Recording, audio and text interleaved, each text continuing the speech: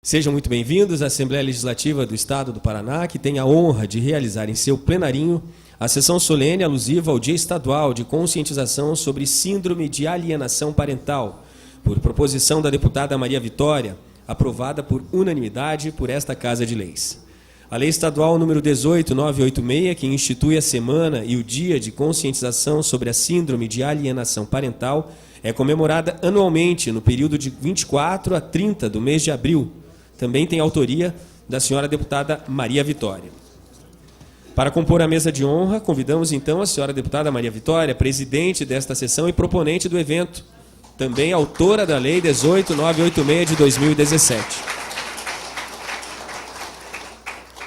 Chamamos também à mesa o doutor André Carias de Araújo, juiz de Direito do Tribunal de Justiça do Estado do Paraná, atuando como coordenador do Núcleo de Conciliação e Mediação das Varas de Família e Sucessões de Curitiba.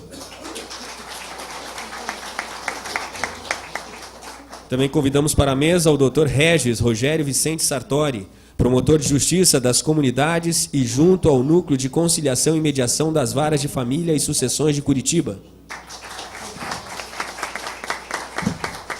A senhora Viviane Nunes Zanco, psicóloga do Núcleo da Vara de Família e em consultório particular, especialista em mediação, conciliação, sistema familiar e psicologia jurídica. E também convidamos para a mesa o senhor Alan Barbosa Marques Caetano Bento, coordenador da Política da Criança e do Adolescente da Secretaria de Estado da Família e Desenvolvimento Social. Ele representa neste ato também a senhora secretária Fernanda Richa.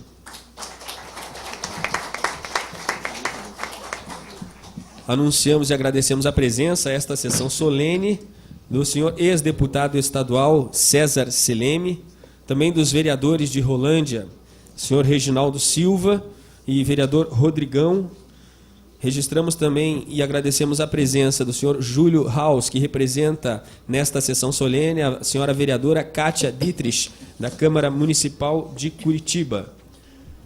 Também registramos a presença do doutor Juliano Siqueira de Oliveira, que é assessor educacional do Sinep, que representa neste ato a presidente do sindicato, professora Esther Cristina Pereira.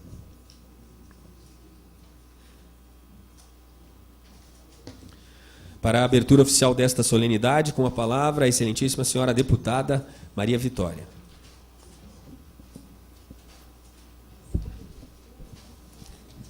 Bom dia a todos. Gostaria de saudar de forma muito especial o doutor Regis Rogério Vicente Sartori, promotor de Justiça das Comunidades, e junto ao Núcleo de Conciliação e Mediação das Varas de Família e Sucessões de Curitiba. Saudar também o doutor André Carias de Araújo, aqui presente. Saudar a senhora Viviane Nunes Zanco, o senhor Alan Barbosa Marques Caetano, coordenador da Política da Criança e do Adolescente. E antes de mais nada, antes de seguirmos com esta sessão solene, convido os presentes a ouvirem o hino nacional brasileiro a ser executado pelo quarteto de saxofones da Banda de Música da Polícia Militar do Estado do Paraná.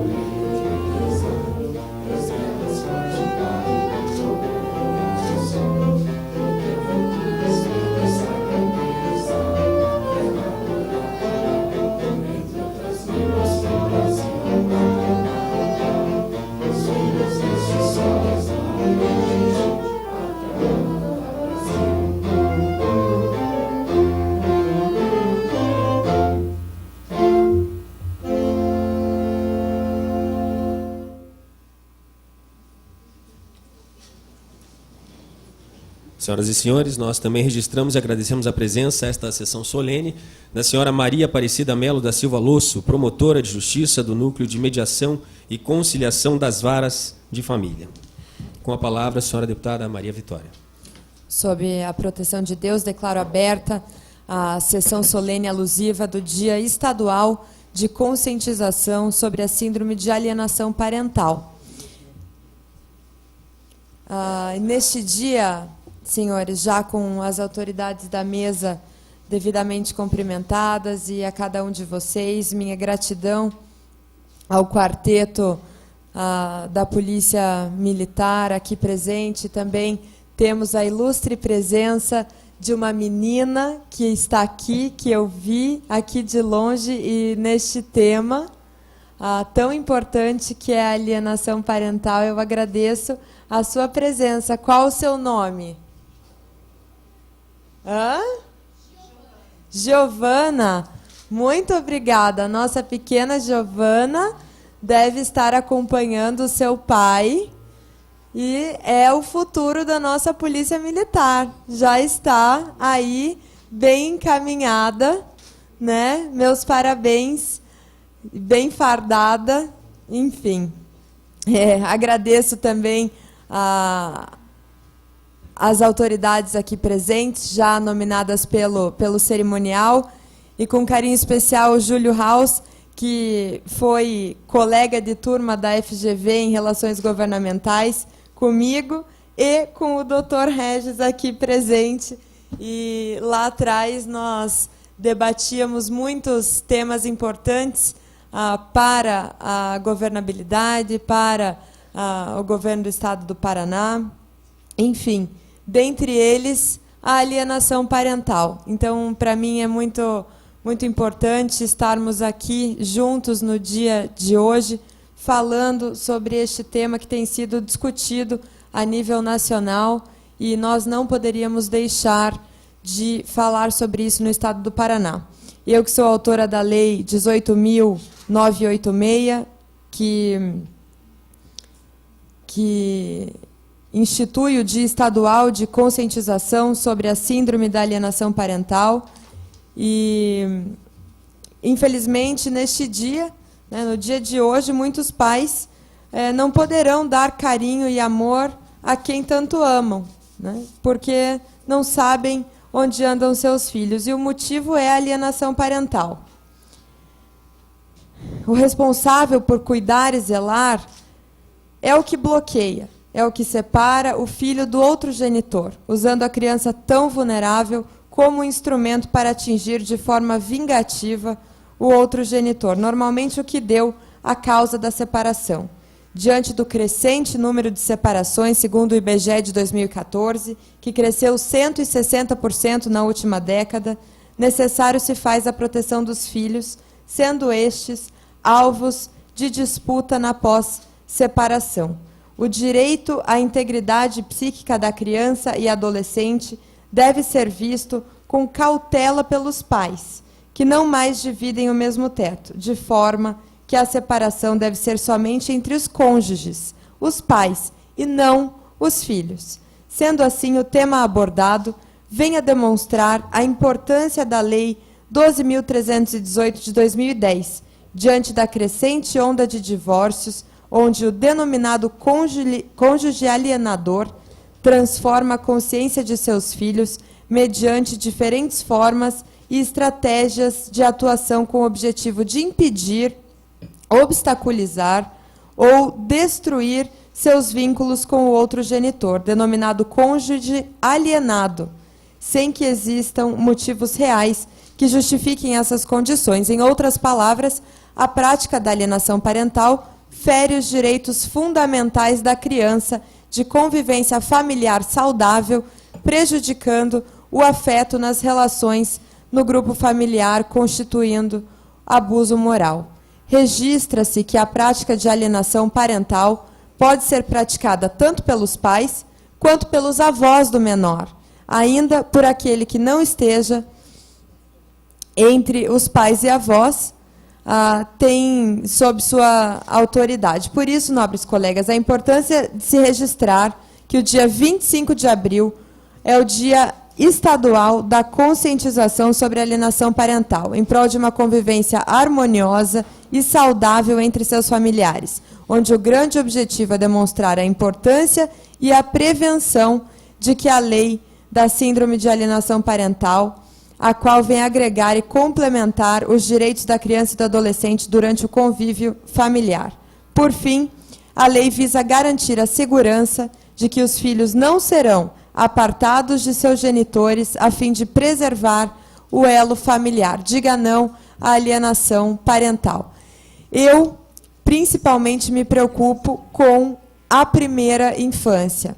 Não sou especialista no assunto, mas tive a oportunidade de fazer um curso na Universidade de Harvard em 2015, especializado em primeira infância, e do 0 aos 6 anos, é muito importante que a criança tenha o melhor cuidado possível. Não só em sala de aula, mas a educação é feita em casa. E este convívio e esse elo familiar é fundamental para que essa criança se desenvolva da maneira mais saudável possível.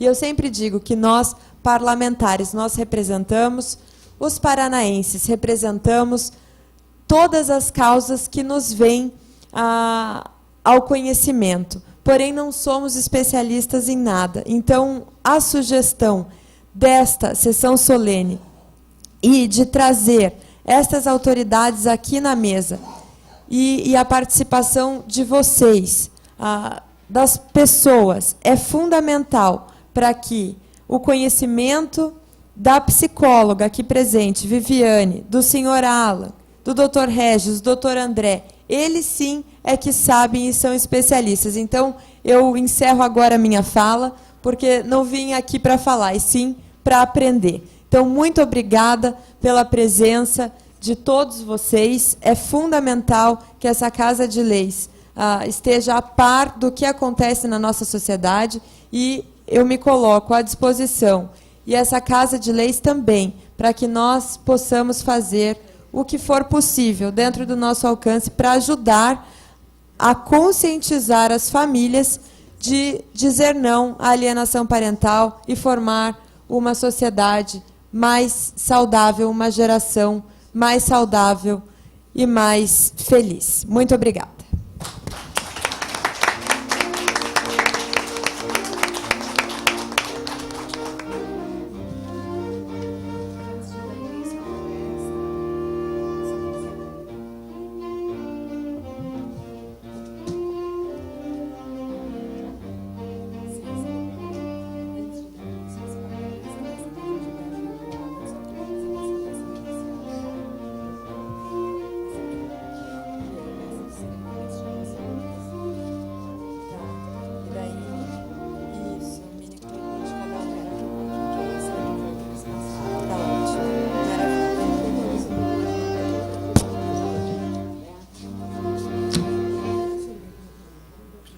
Senhoras e senhores, antes do início das palestras, ouviremos uma saudação do senhor Alan Barbosa Marques Caetano Bento, que é coordenador da Política da Criança e do Adolescente da SEDES, neste ato, representando a senhora secretária Fernanda Richa. Bom dia a todos. Primeiramente, eu agradeço pelo convite da deputada Maria Vitória e também gostaria de parabenizá-la pela sessão solene referente a esse dia de conscientização da alienação parental no Paraná. E também pela belíssima propositura legislativa referente a essa semana estadual de conscientização sobre a alienação parental e o dia da alienação parental fixado no nosso Estado. Gostaria, assim, de cumprimentar as autoridades da mesa, a deputada Maria Vitória, o doutor André Carias de Araújo, muito prazer em conhecê-lo, doutor Regis, já nosso parceiro de há algum tempo, a doutora Viviane Nunes, também muito prazer, agradeço por esta oportunidade.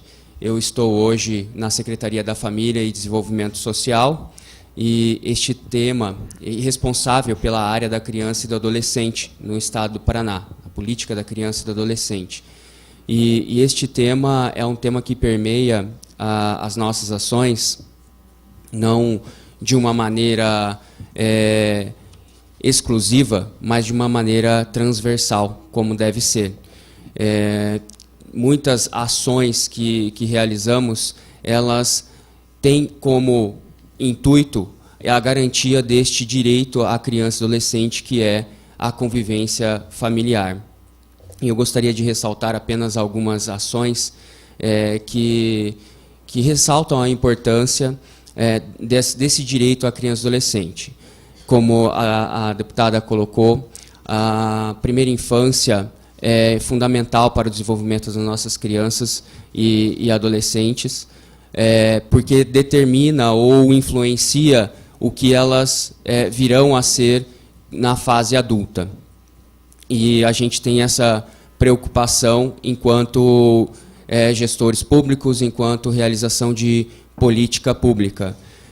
Só para ressaltar uma das ações que nós trabalhamos para garantir a convivência familiar e o vínculo dessas crianças, nós temos um programa chamado Programa de Investigação de Paternidades, junto em parcerias com o TJ e o Ministério Público, que visa atender as crianças e adolescentes beneficiárias da justiça gratuita para a investigação da paternidade em processos judiciais e procedimentos administrativos também no Ministério Público. Toda a demanda, então, da justiça gratuita referente à investigação de paternidade, assim determinada pelo juiz ou pelo Ministério Público, entram nesse programa que a gente acompanha na Secretaria da Família e cofinancia com recursos para pagamento desses exames em todo o Paraná. Além disso, nós também temos junto à Secretaria o Conselho da Criança e do Adolescente, o Conselho dos Direitos da Criança e Adolescente, ao qual atualmente sou o presidente, e fazemos deliberações sobre a política da criança e adolescente com o intuito de fortalecimento da rede de proteção, com o intuito de efetivação dos direitos fundamentais previstos no Estatuto da Criança e Adolescente. Dentre as ações de convivência familiar e fortalecimento de vínculos, que é um serviço tipificado da assistência, nós estamos em execução da deliberação de repasse fundo a fundo, número 62 de 2016, de 19.492.000, que beneficiam todos os municípios do nosso estado. Repasses que vão desde R$ 40 mil a R$ 360 mil. Os processos de adesão estão em tramitação e a maioria deles, cerca de 280 municípios, já receberam esses recursos para trabalharem de forma autônoma naquilo que o município necessita, com ações do Serviço de Convivência e Fortalecimento de Vínculo, que vem ao encontro deste dia de conscientização da alienação parental, porque é justamente isso que a gente busca garantir neste dia, né, que a gente trabalha, que é garantir ao direito à convivência familiar da criança junto aos seus genitores, especialmente, ou seus familiares.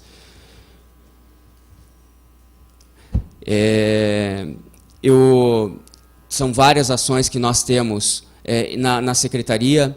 Eu fiz questão de ressaltar algumas pela importância do tema. A gente tem, só para concluir, ainda um trabalho que visa ao enfrentamento às violências contra a criança e adolescente. Agora, no próximo dia 2 de maio, será lançada a nossa campanha intitulada Não Engula o Choro, que trabalha os tipos de violência contra a criança e adolescente neste intuito de garantir os direitos fundamentais da criança e adolescente. Espero que vocês acompanhem e gostem, porque a ideia é sensibilizar a população para que a gente possa proteger a criança e adolescente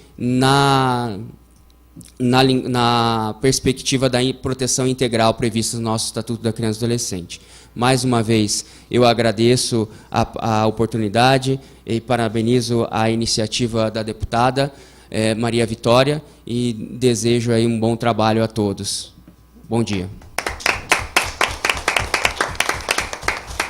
Senhoras e senhores, neste momento ouviremos a senhora Viviane Nunes Zanco, psicóloga do Núcleo da Vara de Família e em consultório particular, especialista em mediação, conciliação, sistema familiar e psicologia jurídica. Ela falará sobre alienação parental e a psicologia. Bom dia a todos.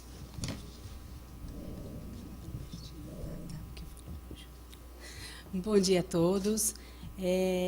Eu quero primeiramente agradecer o convite feito a mim pela deputada Maria Vitória, essa oportunidade de estar aqui e poder falar sobre esse assunto tão importante que é a alienação parental, né? Que infelizmente hoje acaba fazendo parte do cotidiano das famílias, né, que estão em separação. Essa síndrome de alienação, ela teve um acontecimento, é um acontecimento frequente hoje na nossa sociedade, visto o grande número de separações e divórcios que nós temos, né? Então, as separações e os divórcios acabam levando algumas famílias, alguns genitores, a cometerem alienação parental, né? Essa síndrome da alienação, ela foi definida pela primeira vez nos Estados Unidos, né? Então, foi identificado lá, e através dessa identificação, eles viram a necessidade de unir o direito com a psicologia, né, onde se criou a psicologia jurídica, né, que hoje tem uma força maior em conseguir identificar casos de alienação, que embora o tema alienação parental seja muito dito, falado, divulgado, não é muito fácil de se identificar uma real alienação quando ela está verdadeiramente acontecendo, né? É um território novo, né, epistemológico, que consagra a multidisciplinaridade e revela a necessidade do direito e da psicologia se unirem para uma melhor compreensão dos fenômenos emocionais. Hoje, as universidades, na grande maioria das vezes, já têm na sua grade curricular a disciplina psicologia jurídica. Então, já saem formados da universidade com alguma noção dessa psicologia jurídica que antes não tinha nesse currículo, né, nessa grade curricular. Isso vem dos casos, encontra-se nos casos, como eu já disse, de separações, de divórcios, que inclui os filhos, que são os maiores prejudicados. Através de se identificar a necessidade de unir o jurídico com a psicologia, criou essa vertente da psicologia jurídica, pois a alienação ela requer um olhar mais atento, direcionado, profissional, para se identificar, né? É comum a gente ouvir nas audiências, às vezes, o genitor ou genitora falar: ele comete uma alienação parental. Tá, mas o que é? Fala mal de mim, por exemplo. Mas digamos que essa criança estava inserida numa sistêmica familiar onde ambos os genitores tinham o costume em casa, era um costume normal de falar mal do outro, de depreciar o outro. Então, a criança, ela vivia nessa sistêmica familiar onde um falava mal do outro. É saudável para a criança? Não é saudável, mas ela estava acostumada com isso dentro do âmbito familiar. Então, pós-separação, esse pai ou mãe falar mal do outro vai gerar na criança um sentimento de alienação, de não querer estar com o outro? Não vai, porque ela já estava acostumada com isso, fazia parte da dinâmica familiar dela. Por isso que identificar os casos de alienação parental é uma linha tênue que a gente tem que estudar bastante e perceber caso a caso. Então, às vezes, o que pode identificar uma alienação parental num determinada sistêmica familiar, não vai identificar em outra, né? Às vezes, os genitores, eles proíbem ou tentam proibir a criança de ir com outro genitor por outros motivos, porque tem ciúmes da criança, porque são imaturos, né, porque tem um excesso de proteção, ou porque não conhecem exatamente a lei e os direitos do outro. Então, eu vou segurar meu filho, é muito pequenininho, não quero que vá. Mas isso não quer dizer que seja uma alienação, às vezes é uma má informação ou um excesso de proteção. Em outras palavras, esse processo ele consiste em programar a criança para que odeie o outro genitor, sem justificativa. Eu não tenho o que falar do outro, mas eu vou induzir o meu filho a ter raiva do pai ou da mãe. E isso vai afastar ele, né? Não vai querer ir, não vai querer estar junto. A criança ingressa numa trajetória de desmoralização do genitor. Podemos dizer que o alienador, ele educa essa criança para que tenha raiva do outro, né? E o que isso pode causar no filho? Ele vai ter ódio do outro genitor, essa criança vai viver numa situação de tortura psicológica. E o que isso pode causar para essa criança? Inúmeras dificuldades, mudanças de comportamento, transtornos na infância, na adolescência e na idade adulta. Essa alienação, ela é desencadeada pela disputa da guarda dos filhos. Ela vai desencadear essa disputa, porque quando um dos genitores perceber que o outro está alienando, ou ele acreditar que está alienando, ele vai começar a disputar pela guarda. E aí a gente vai entrar no âmbito jurídico. Então, quem está se sentindo alienado, ele vai querer a guarda do filho, pois se está com o meu ex-marido e ele está alienando essa criança para que não fique comigo, qual é meu primeiro pensamento? Trazer essa criança para morar comigo, porque assim eu vou poder estar com ele e não vou estar sofrendo esse processo de alienação, né? Então, automaticamente, quem começa a passar por um processo de alienação ou achar que ali está embutido a alienação, vai automaticamente pensar em uma mudança de guarda, né?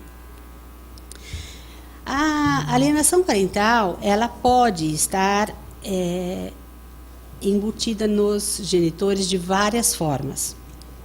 Uma forma bem explícita, aonde um dos genitores desqualifica o outro, fala mal do outro, impede a criança de ir para a casa do outro, encontra vários obstáculos para que essa criança vá para a casa do outro genitor. E ela pode ser também muito velada, aonde dificilmente vai se perceber, mas vai se conseguir aquilo que se quer, que é afastar a criança do outro genitor.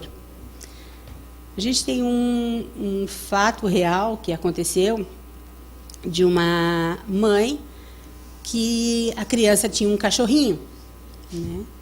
E o Toby, o cachorrinho, e toda vez que a criança ia para a casa do pai, a mãe não dava o alimento necessário e nem a água necessária para o cachorro. E a criança ia para a casa do genitor, ia feliz, tranquila. Quando ela voltava, o Toby estava lá, passando mal, deitado no chão, sem forças. E a criança ficava extremamente preocupada. O que aconteceu com o cachorrinho? O que vem? O cachorro lá caidinho. Mas a mãe não tinha dado alimentação e nem a água para o Toby. E aí a criança perguntava: mãe, mas o que tem o Toby? O que aconteceu? E aí a mãe relatava para a criança que, veja, filha, olha, eu faço tudo quando você não está, cuido do Toby com o mesmo amor e carinho que você, mas quando você não está, ele não quer comer. Ele não quer comer, ele não quer beber água, né? E aí ele fica assim, muito triste porque você não está aqui. Ela automaticamente, de uma maneira muito sutil, colocava na cabeça da criança que se ela fosse para a casa do pai, quando ela voltasse, o Toby ia estar morrendo. O que pensa essa criança? Não vou mais para a casa do meu pai, né? Pois se eu for, eu vou perder meu cachorrinho. E isso é um fato real que a gente presenciou Então, mostra que a alienação pode estar em vários lugares, em várias vertentes, de várias formas. Tem um estudo do Taborda e Abdala, que são psiquiatras forenses, que eles falam que numa decisão judicial deve-se buscar o melhor para a criança e o adolescente. Então, quando a gente lida com crianças, o que vem em primeiro lugar? A criança, né? Então, os adultos, eles entram numa guerra de ódio, de raiva, de abandono pós uma separação, após uma ruptura, e eles querem pensar neles mesmos, não percebendo que eles estão envolvendo a criança de uma forma brutal, a criança de uma forma devastadora psicologicamente. Então, eles entram num sentimento de abandono, rejeição, que se traduz num desejo de ódio e de vingança, né? Quantos casais que se separam e querem se vingar do outro, mas como que eu vou me vingar? O filho passa, naquele momento, a ser uma arma contra o outro genitor. Às vezes a pessoa percebe que está fazendo isso, e às vezes ela não percebe. Às vezes ela faz isso sem perceber, né? É tão intrínseco nela aquela vontade de vingança e aquela raiva, aquele ódio que ela desenvolveu, que ela coloca a criança contra o outro genitor, sem perceber que ela está atrapalhando, devastando o emocional daquela criança.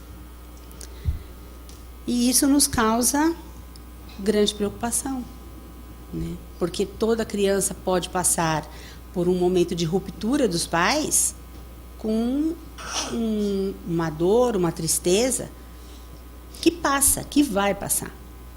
Mas dependendo de como esses pais lidarem com esse momento de ruptura, isso vai gerar na criança um transtorno, uma síndrome, e aí vem outras consequências, né?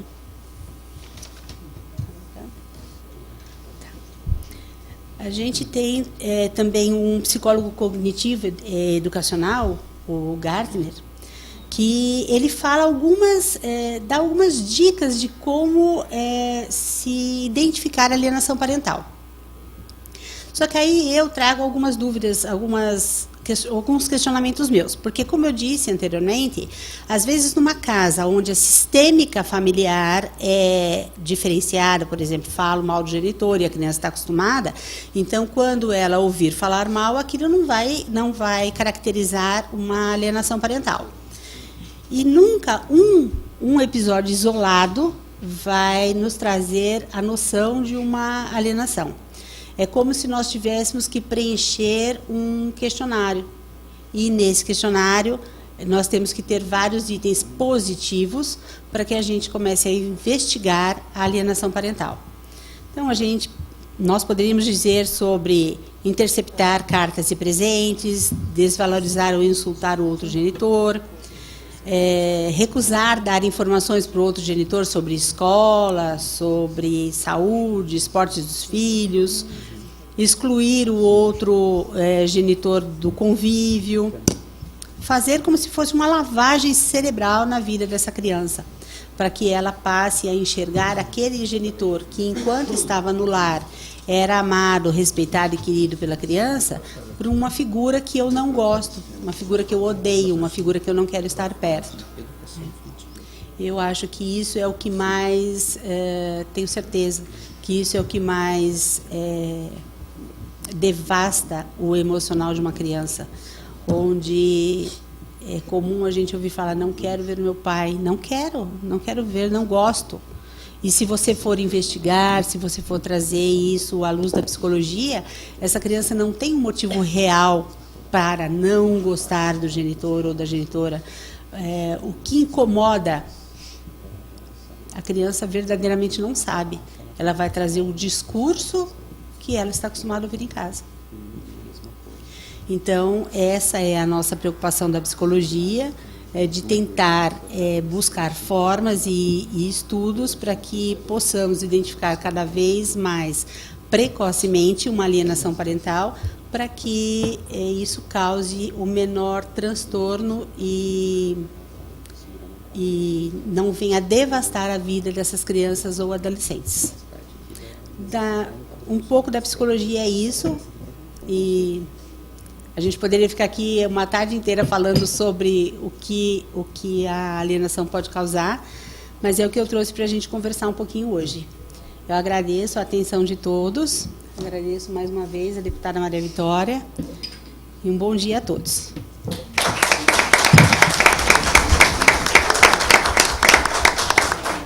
Nós gostaríamos de registrar e agradecer a presença a esta sessão solene também da doutora Milene Zeretti, advogada, professora doutora da Associação das Damas de Ferro do Paraná, também da senhora Valéria Regina Fernandes de Oliveira, médica intensivista e saúde da família, vice-prefeita de Antonina. Ouviremos neste momento o professor doutor André Carias de Araújo, mestre em Direito do Estado na Universidade Federal do Paraná, pesquisador vinculado ao Núcleo de Pesquisa Constitucionalismo e Democracia da Universidade Federal do Paraná, juiz de Direito, substituto do Tribunal de Justiça do Estado do Paraná, atuando como coordenador do Núcleo de Conciliação e Mediação das Varas de Família e Sucessões de Curitiba, instrutor de mediação judicial habilitado pelo Conselho Nacional de Justiça, tem experiência na área jurídica com ênfase em direito constitucional, direitos humanos e em métodos adequados de solução de conflitos, especialmente mediação e justiça restaurativa. Ele falará sobre alienação parental no direito de família. Muito obrigado. Muito bom dia a todos. Gostaria de, primeiramente, cumprimentar as autoridades aqui presentes, o que faço na deputada Maria Vitória, mas também ressaltando a presença do doutor Regis Sartori, digníssimo promotor de justiça aqui do Estado do Paraná. Gostaria de cumprimentar também o Alan Barbosa Bento e a Viviane Zanco, que compõe a mesa junto comigo e trabalha conosco na equipe do Núcleo de Conciliação das Varas de Famílias de Curitiba. Gostaria também de cumprimentar as demais autoridades presentes, profissionais da área do direito, vejo aqui profissionais da área de saúde também, da psicologia, os policiais militares. Percebo a presença de promotores de justiça aqui do elogiadíssimo Ministério Público do Estado do Paraná, atuante. Também gostaria de cumprimentar os policiais militares aqui presentes e todos os demais aqui nesse local. Gostaria também de parabenizar a deputada Maria Vitória pela iniciativa deste projeto de lei, dessa lei 18.986, de criação do Dia de Conscientização sobre a alienação parental. Na medida em que essa lei, ela possibilita a reflexão, o diálogo e o conhecimento tanto da alienação parental como das consequências decorrentes da alienação parental. Então isso é fundamental, essa conscientização da sociedade, um tema que muitas vezes é pouco explicado, a mídia às vezes tenta explicar, mas não com rigor técnico, muitas vezes necessário, e aí confunde um pouco as pessoas. Então, qualquer tipo de reflexão é muito bem-vindo. Então, vindo da Assembleia Legislativa do Parlamento Estadual do Paraná, ganha ainda mais relevo na medida em que formaliza um tema que é de extrema importância. Então, parabenizo, deputada, mais uma vez, pela importante iniciativa. O que coube a mim foi falar um pouco da alienação parental e a sua relação com o direito de família e a forma de solucionar essa questão da alienação parental.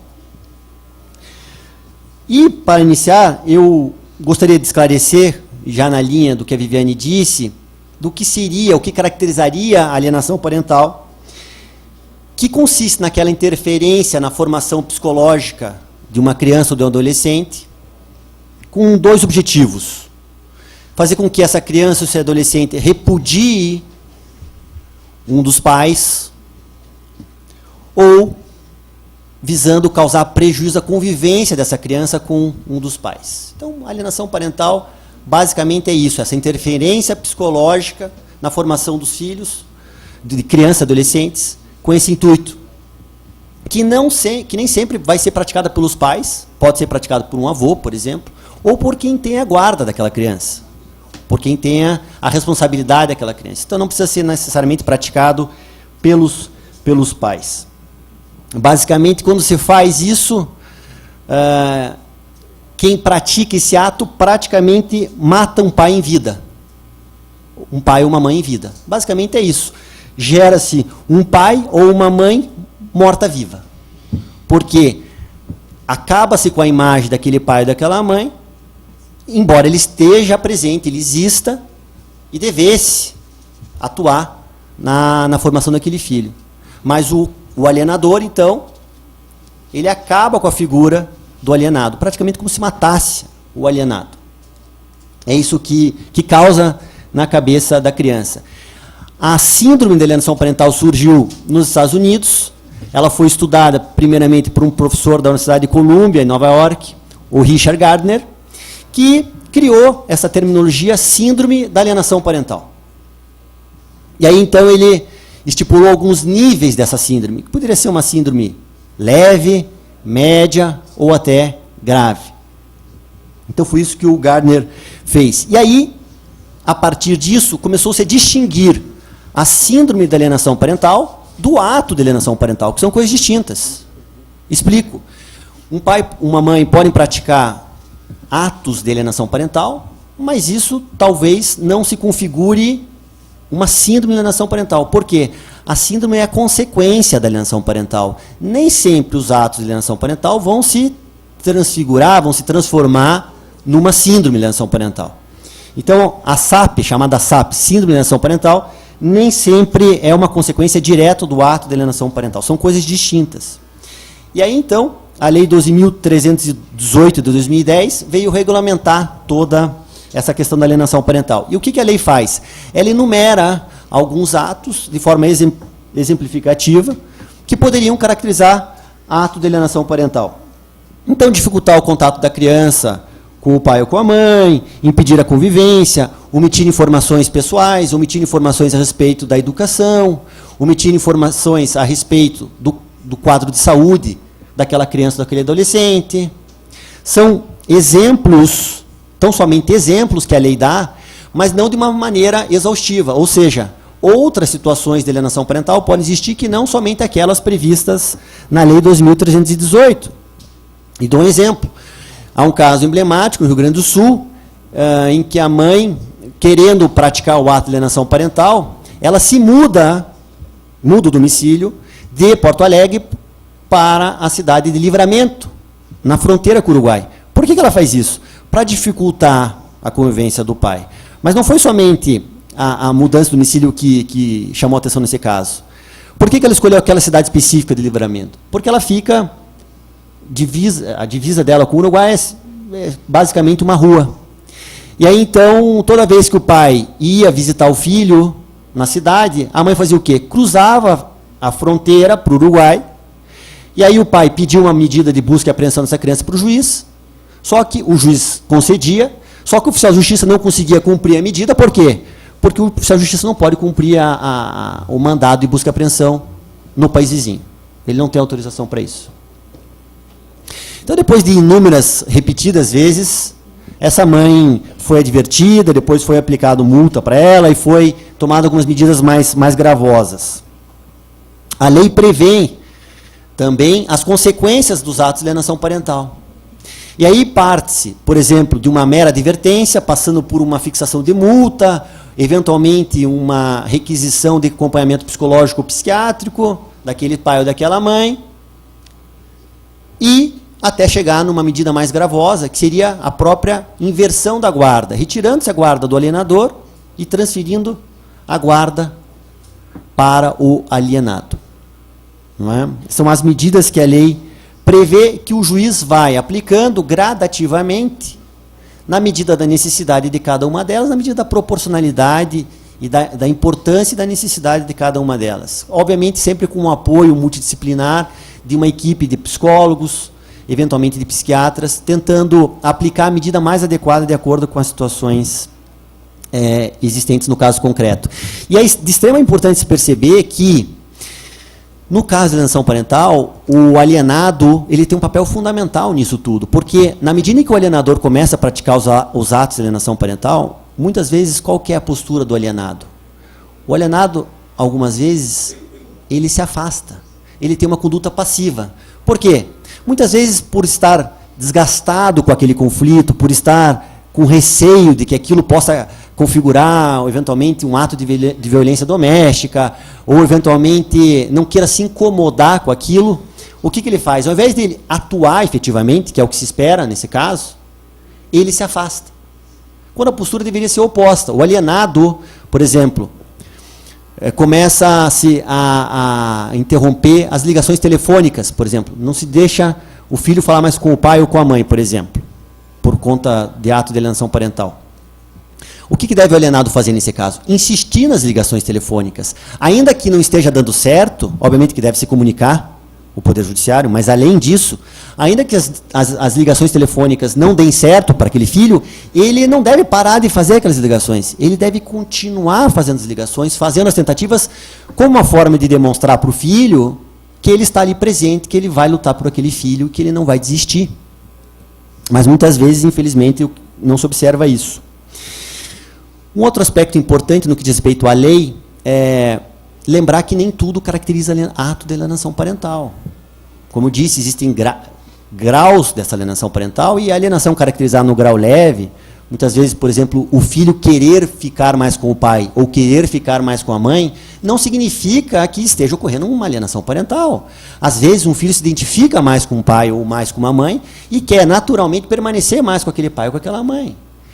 Mas isso não significa que ocorra alienação parental. Como que nós definimos se ocorre alienação parental? A gente nunca pode olhar o ato de forma isolada.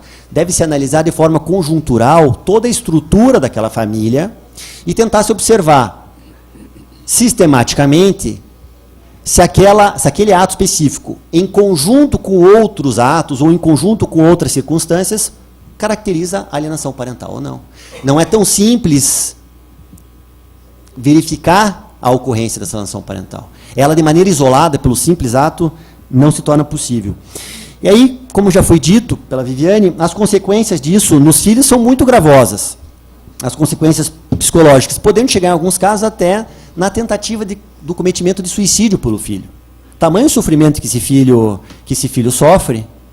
E aí, além das consequências psicológicas como regressão de comportamento, um filho que já estava numa fase posterior, já tinha deixado de usar fraldas, por exemplo, ele volta a usar fralda, ele começa a ter um prejuízo no rendimento escolar dele, ele começa a ficar com medo de ir para o colégio, a ficar com medo de ir para a casa dos pais, não consegue dormir mais sozinho. São todas consequências psicológicas decorrentes desses atos e que são sinais de que algo grave está acontecendo.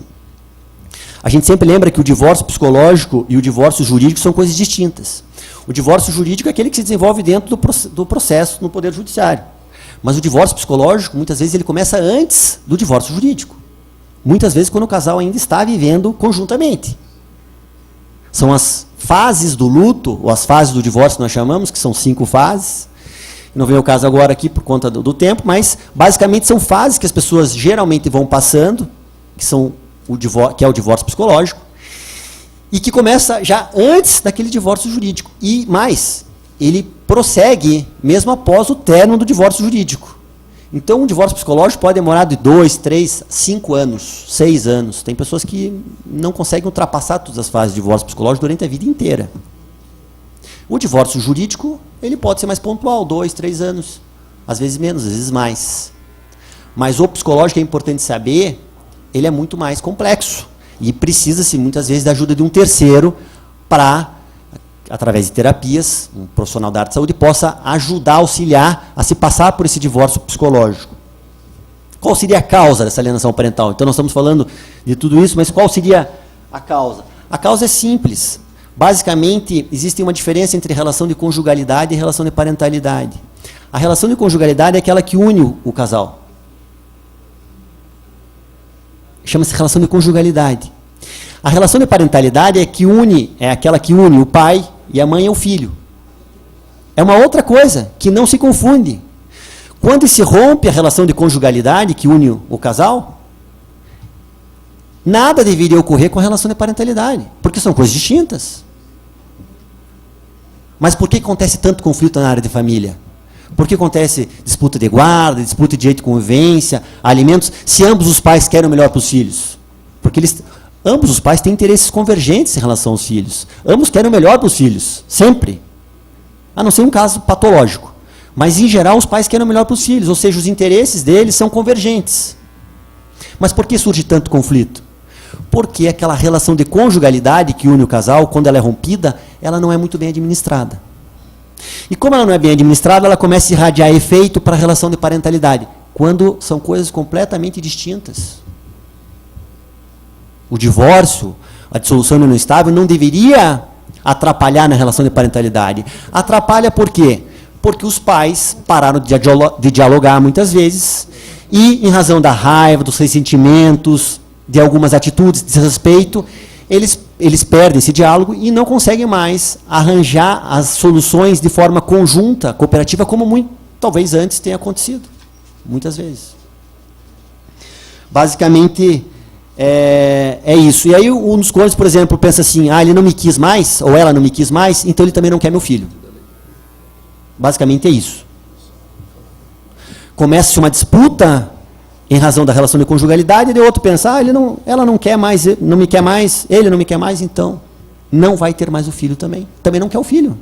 A pessoa transfere a dificuldade de solução da relação de conjugalidade para a relação de parentalidade, quando são coisas completamente distintas, e aí passam a utilizar o filho, a criança, como instrumento, como ferramenta para buscar apoio naquela luta, naquele conflito que estão vivendo na relação de conjugalidade.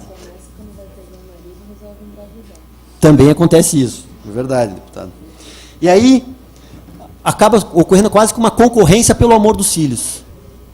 Os pais começam a concorrer por conta daquele amor dos filhos, na verdade. E a criança é colocada como um prêmio. E aí busca-se, numa postura competitiva, ao invés de cooperativa, busca-se ganhar uma disputa que não tem ganhador e perdedor entre eles. Só tem uma pessoa que vai ser prejudicada com tudo isso, que é o filho, que é a criança. Aí, por exemplo, o pai vai pegar a criança, ou a mãe vai pegar a criança na escola, fica estabelecido que o pai vai pegar, ou a mãe vai pegar toda a quarta-feira à tarde, e aí qual que é o dia que a criança não vai para a escola? Quarta-feira. Exatamente aí que eles começam a agir. Os filhos sempre querem visitar os pais, conviver com os pais. Quem não quer que isso aconteça, muitas vezes somos nós, adultos irresponsáveis, que transferimos para os nossos filhos conflitos que nos pertencem e que nada tem a ver com aquele filho. Um filho sempre sofre com um divórcio, é normal isso, mas ele pode sofrer mais ou menos, de acordo com o quê? De acordo com a forma como os pais administram aquele conflito. O divórcio não é o grande vilão da história. Para cada 3 casamentos, há um divórcio no Brasil. Nos Estados Unidos, 50% da população americana se divorcia. Não dá para dizer que é uma sociedade desestruturada. E 50% daquela sociedade se divorcia. Isso significa o quê? Que o problema não está no divórcio em si, na minha concepção. As pessoas devem buscar a felicidade, é um direito previsto constitucionalmente, a busca da felicidade. Se as pessoas não estão mais felizes, elas têm direito de buscar a felicidade. Agora, elas não precisam, com isso, destruir a relação dos pais em relação ao filho. Então, o grande vilão não é a ruptura da relação conjugal, mas sim a forma como se administra aquela relação conjugal. E aí eu concluo. Então, qual seria a melhor forma de administrar aquela relação conjugal? O judiciário tem 2 caminhos para fazer isso. Um, através do processo judicial tradicional, um juiz, um terceiro, que vai vir e vai impor aquelas medidas previstas na lei. Agora eu pergunto para vocês, papel muda a realidade? Ou, melhor dizendo, juiz é mágico? O juiz não tem esse poder. O juiz pode tentar, ele se esforça muito, para que, através das medidas legais, as coisas mudem na realidade. Então ele pode aplicar as diversas medidas previstas na lei, buscando solucionar aquele caso concreto. Agora eu pergunto para vocês, se não houver comprometimento daquele pai ou daquela mãe alienador, adianta vir as medidas judiciais? O que eu quero dizer com isso? Que a melhor solução desses casos passa-se pelo quê? Por esse tipo de medida aqui que nós estamos fazendo hoje, que a deputada fez. Pela conscientização, pela reflexão. O pai e a mãe têm a segunda opção dentro do judiciário, que é o caminho da mediação familiar. A mediação familiar permite-se que se trabalhe os interesses, os sentimentos, aquelas mágoas, aquela falta de respeito que existiu no passado. Os pais sentam, conversam, dialogam com a ajuda de um facilitador, um terceiro, que vai servir de ponte entre aqueles pais, ajudando na comunicação, no reestabelecimento da comunicação entre aqueles pais, para que eles se compreendam, para que eles entendam e para que eles administrem as diferenças deles entre eles. Conversando, refletindo sobre tudo aquilo, falando dos interesses reais, dos sentimentos. E não trazendo isso para o judiciário com uma forma técnica, de questão jurídica técnica, e pedindo para um juiz aplicar tão somente as medidas. Talvez isso exista necessidade disso em alguns casos, nos casos mais graves.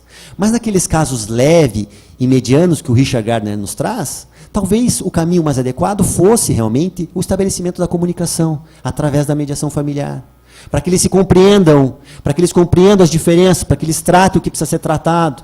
Muitas vezes com a ajuda de profissionais de outras áreas, através de uma equipe multidisciplinar, como nós temos no Núcleo de Conciliação e Mediação. E aí, então, dialogando para que eles encontrem a melhor solução e construam a solução adequada para aquele tipo de família, para aquela família, para as peculiaridades daquela família. E não pedindo para um terceiro tão somente vir aplicar as medidas que talvez não surtam todos aqueles efeitos que as pessoas têm a expectativa de que resolva aquele caso. Então, essa é a ideia. Buscar-se a solução dos casos de alienação parental por meio da mediação familiar e, em casos mais graves, aí, necessariamente através de decisões judiciais. Mas não diretamente através das decisões judiciais. Essa é a reflexão que eu gostaria de fazer. Agradeço a atenção de vocês. Agradeço mais uma vez o convite da deputada Maria Vitória. Parabenizo pela iniciativa. E desejo um bom dia a todos. Muito obrigado.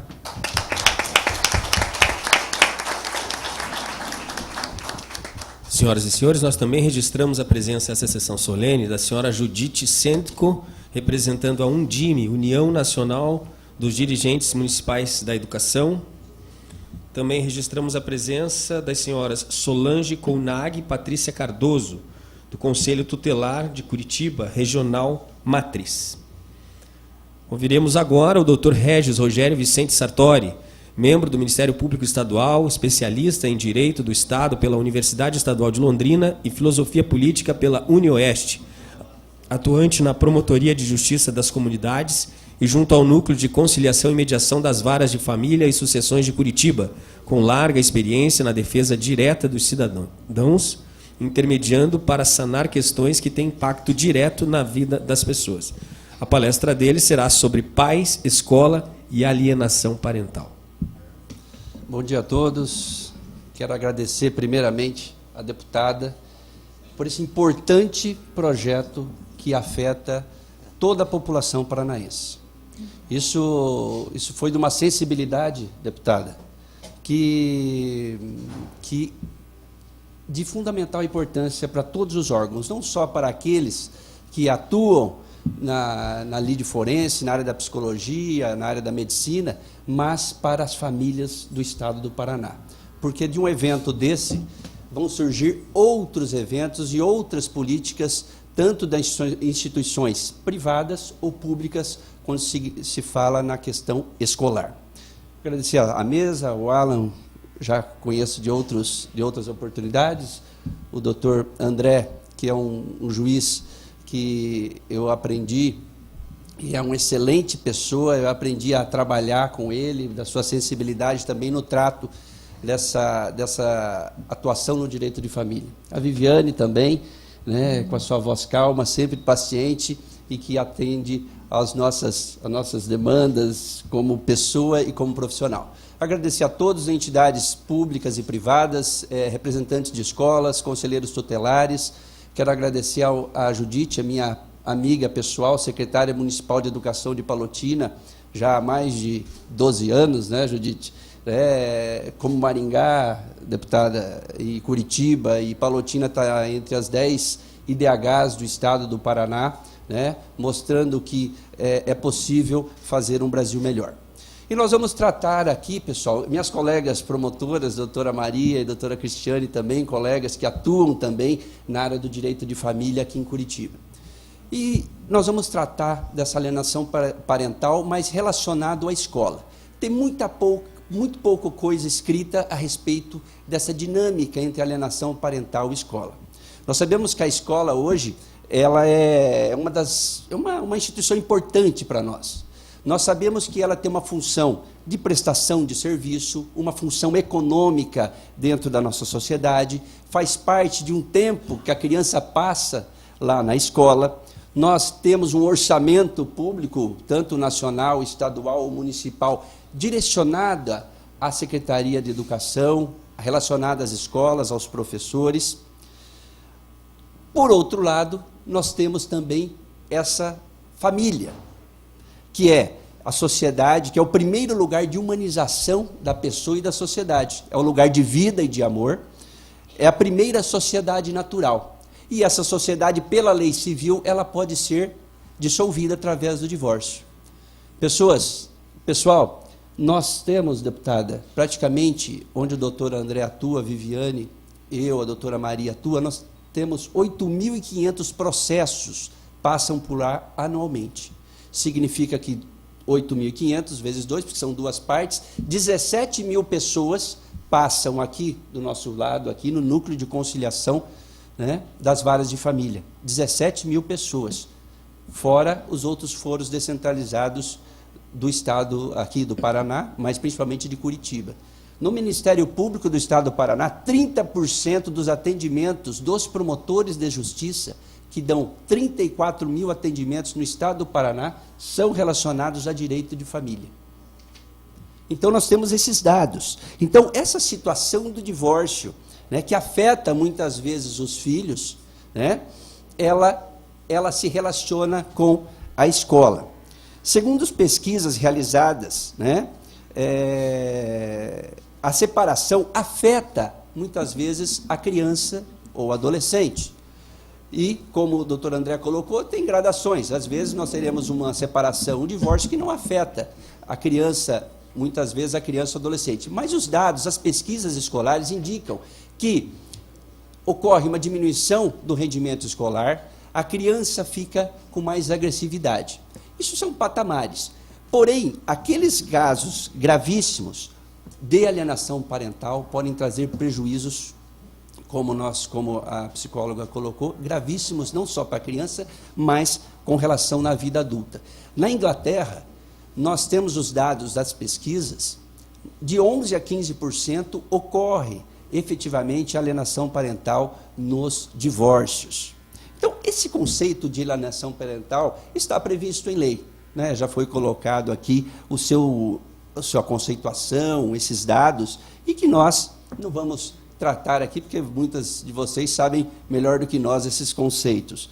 E nós temos, pessoal, vários projetos de lei em andamento no Congresso Nacional para tratar do tema da alienação parental.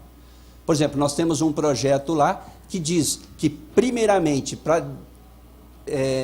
no caso de situação de alienação parental, em primeiro lugar se buscará a mediação, de acordo com o que o doutor André colocou, que é uma perspectiva, é uma proposta de melhor interesse da criança e não do casal. Mas dentro dessa perspectiva, onde fica a escola? A pergunta que fica é o seguinte: a escola pode ser o terceiro dificultando o exercício da autoridade do pai ou da mãe e omitindo ao pai ou à mãe informações relevantes sobre a criança ou adolescente? A criança ou a escola pode ser responsável civilmente, economicamente, em face de uma situação de alienação parental que ela influencia? Sim, a lei permite isso, que os pais ajuizem ações contra as escolas públicas ou privadas, no sentido se ela faz uma intervenção que não deve, prejudicando um dos pais. Então, essa é uma previsão legal que a lei permite. E agora eu vou tratar assim, como que a escola pode identificar e como a escola, através, quando eu falo escola pública ou privada, pode se prevenir dessas situações envolvendo alienação parental. Porque muitas vezes, o que os pais desejam? Os pais desejam que a escola se transfere toda aquele conflito familiar para a escola. e quer que a escola resolva muitas vezes uma situação de separação, de divórcio, de conflito familiar. E a escola não pode entrar nessa dinâmica. O conflito familiar é do casal e não da escola. Então, situações em que possam ser identificadas na escola, no sentido de que a escola pode identificar essa situação. Primeiro, solicitar que o pai que não tem a guarda não seja autorizado a visitá-la, a criança, enquanto estiver na escola. É uma situação. Tentar evitar que o pai participe das atividades em sala de aula ou outros eventos. É um indício de alienação parental. Insistir que os boletins e outras informações escolares sejam entregues a eles e não ao outro pai. Só entrega ao pai que possui a guarda e não o outro. Existe a previsão legal no Estatuto da Criança e Adolescente e no Código Civil sobre o poder familiar. O pai, independentemente da guarda, tem o dever e a obrigação de educar os seus filhos, não só informalmente em casa, por uma atividade familiar, mas também acesso a todos os documentos do filho relacionados à escola. Afirmar, outra indicativo, afirmar que a criança não deseja ver o outro pai. Também é um indicativo. Que o pai possui a guarda, o pai que possui a guarda, pessoal, tentará manter a escola afastada da outra pessoa. Então, essa atividade que os pais colocam a escola, muitas vezes, a escola tem que ter uma posição institucional, uma posição de prevenção nesse sentido. Fala, o que eu vou fazer com essa situação? Uma criança, uma mãe que chega e fala, eu não quero que a senhora envie as informações das notas escolares para o meu pai. A escola pode fazer isso? Pode, mas não deve. Não há previsão, ela pode ser responsabilizada por isso. Né? Então, nós temos que ter as escolas, principalmente as escolas públicas e privadas, né? Ter essa consciência, pessoal, essa consciência de identificar. Então, como que a escola pode se prevenir com relação a uma identificação de alienação parental? O conflito está lá no núcleo de conciliação, só que a vida é dinâmica, ela faz audiência hoje, amanhã a criança continua indo na escola. Né? Então, o que a escola pode ter essa sensibilidade? Não interpretar decisões judiciais.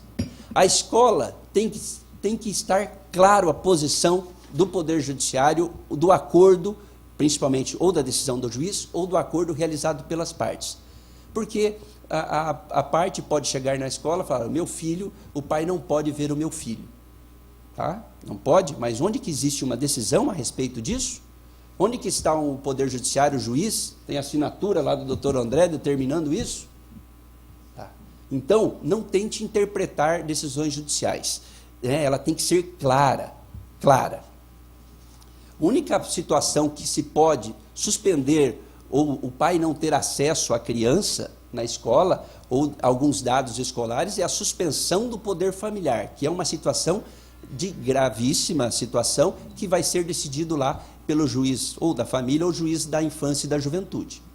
Uma outra situação, caso se verifique uma situação de alienação parental, as partes ou a escola pode indicar uma intervenção de terceiros, seja na área da psicologia, na área da medicina, na área da advocacia, na área, nós temos a área religiosa, tem muitos padres e pastores que têm essa consciência no trato com o casal, então, essa influência de terceiros. Porque se existe um baixo rendimento escolar, a situação está vivendo uma situação, os pais estão na porta da escola, se degladiando na frente de todos os alunos. Enfim, o terceiro pode auxiliar nesse sentido. Né? Nunca deixe a sua equipe, professores ou equipe, dizer que um pai é um risco para o aluno. Tá? Isso caso isso aconteça, a escola pode ser aquele terceiro que influencia a alienação parental e pode ser responsabilizada por isso. Nos casos muito problemáticos, mantenha na escola os arquivos, aquela decisão que a família trouxe para você, trouxe para a escola, mantenha na escola. Incentivar o envolvimento dos pais na escola. Hoje tem pesquisas americanas no sentido de que quanto mais for o envolvimento dos pais na escola, maior é a qualidade de vida, a qualidade do ensino dessa escola. Não permita que o pai ou a mãe utilize a escola para prejudicar o aluno. Hoje, igual nós estamos falando, essa orientação pode ser feita tanto pelo Conselho Tutelar, pelas secretarias municipais de educação, pela Secretaria Estadual de Educação, pelos conselhos municipais, no sentido, como que aquele professor que saiu da faculdade, que está lá na escola, pode identificar de forma básica, igual a Viviane colocou, não tem uma situação que isso é alienação parental, caso a caso, que possa identificar essa situação escolar. Enfim, qual é a equipe pedagógica pode tratar esse tema internamente na escola, sabe? Então, são políticas públicas em que, muitas vezes, aquela separação, aquele divórcio, aquela dissolução de não estável, leva para a escola novas demandas. E se existe esse aumento do número de separações e divórcios, igual o doutor colocou, nós também temos o aumento dessa demanda com relação à escola. Então, pessoal, essa é mais ou menos uma visão bem geral dessa relação entre família e escola. E última colocação aqui para vocês, eu acho que é de importância fundamental, nós temos o presidente do Conselho Estadual da Criança e do Adolescente, e eu fui, quando a deputada convidou para a gente falar sobre alienação parental, e nós temos hoje todos os dados, a informação da medicina, da psicologia, sociais, no sentido de que a primeira infância é importantíssima para a vida das crianças. E eu fui procurar lá na primeira infância se ela falava alguma coisa sobre educação, até porque a nossa atual governadora, ela foi presidente da comissão especial que criou essa lei da infância. Ela, juntamente com outros deputados, ela foi uma referência nesse sentido desse olhar, dessa sensibilidade, desse olhar com relação à primeira infância. Então, está lá na primeira infância, de que constitui áreas prioritárias para as políticas públicas da primeira infância a alimentação, a nutrição e a educação infantil.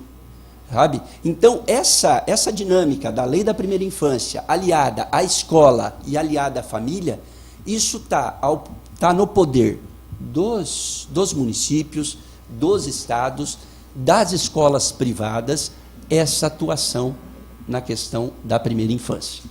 Então, pessoal, no sentido da gente estar, é um dia de comemoração, ou um dia de comemoração da lei, mas no sentido de prevenção. Essa minha fala é no sentido de prevenção. Como a escola pode se prevenir com relação a isso.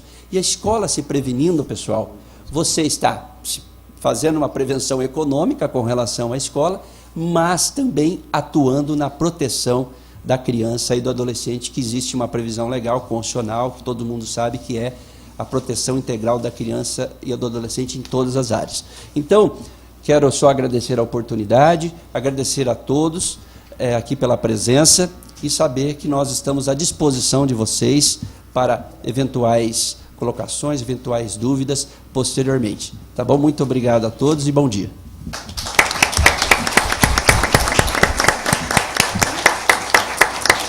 Neste momento, daremos início à entrega das homenagens aos nossos palestrantes. Convidamos, então, a deputada Maria Vitória para fazer a entrega da menção honrosa ao doutor André Carias de Araújo.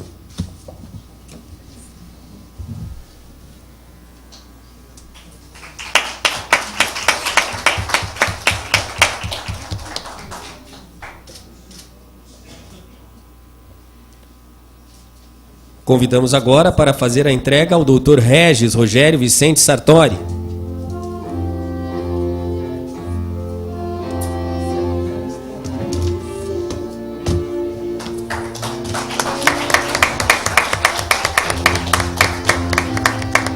E agora convidamos a senhora deputada Maria Vitória para fazer a entrega da menção honrosa para a senhora Viviane Nunes Zanco.